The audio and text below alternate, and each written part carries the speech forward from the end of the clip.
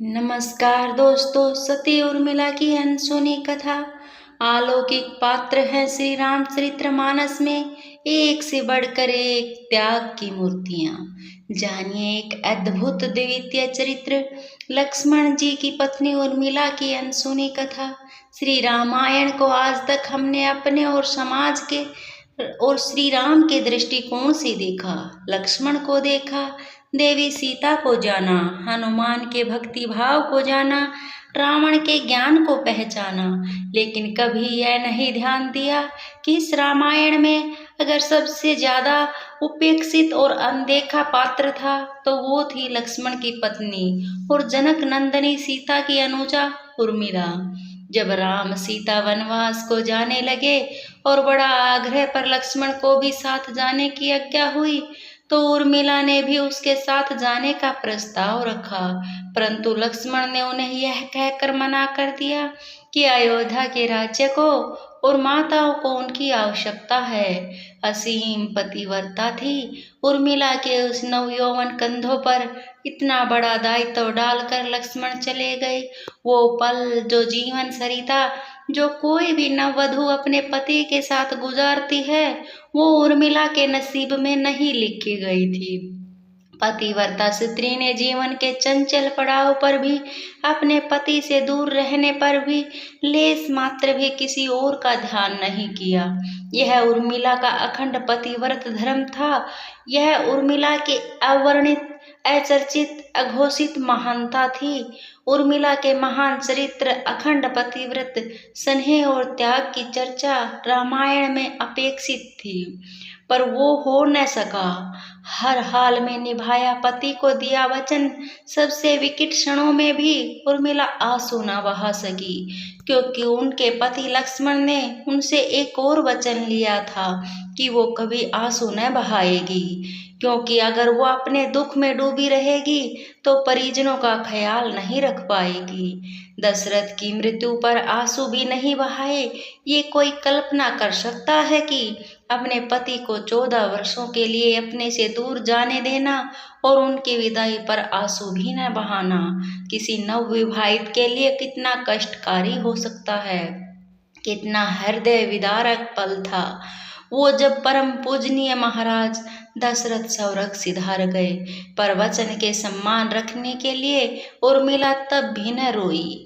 पति के लिए पिता को किया इनकार। महाराज जनक अपनी पुत्री को मायके अर्थात मिथिला ले जाना चाहते थे, ताकि माँ और सखियों के सानिध्य में उर्मिला का पति वियोग का दुख कुछ कम हो सके, परंतु उर्मिला ने मिथिला जाने से सादर इनकार कर दिया, ये कहते हुए कि अब पति के परिजनों के साथ रहना और उनके दुखों में साथ न छोड़ना ही उनका धर्म है।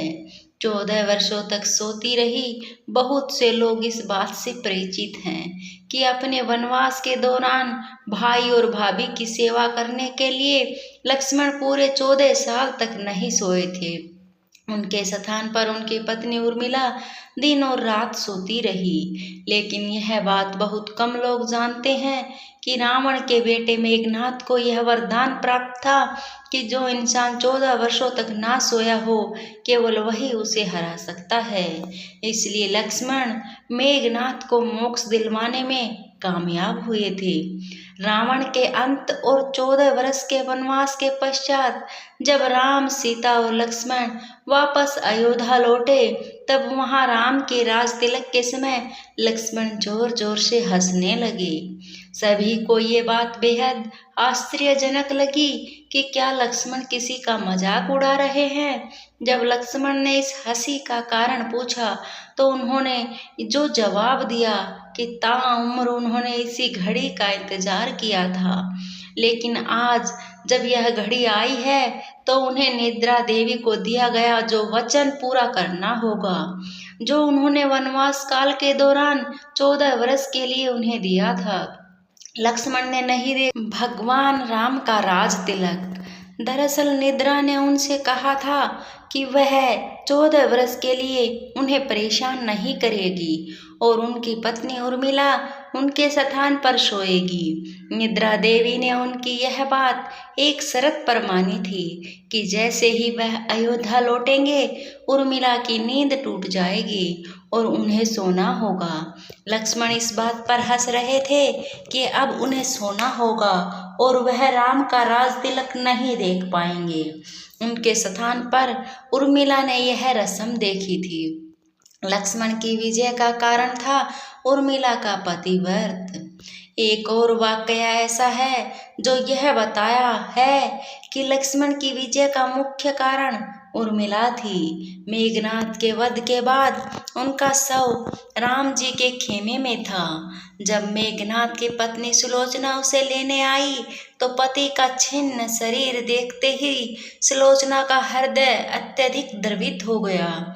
उसकी आंखें बड़े जोर से बरसने लगी। रोते रोते उसने पास खड़े लक्ष्मण की ओर देखा और कहा, सुमित्रा नंदन, तुम भूल कर भी गर्व मत करना कि मेघनाद का वध मैंने किया है।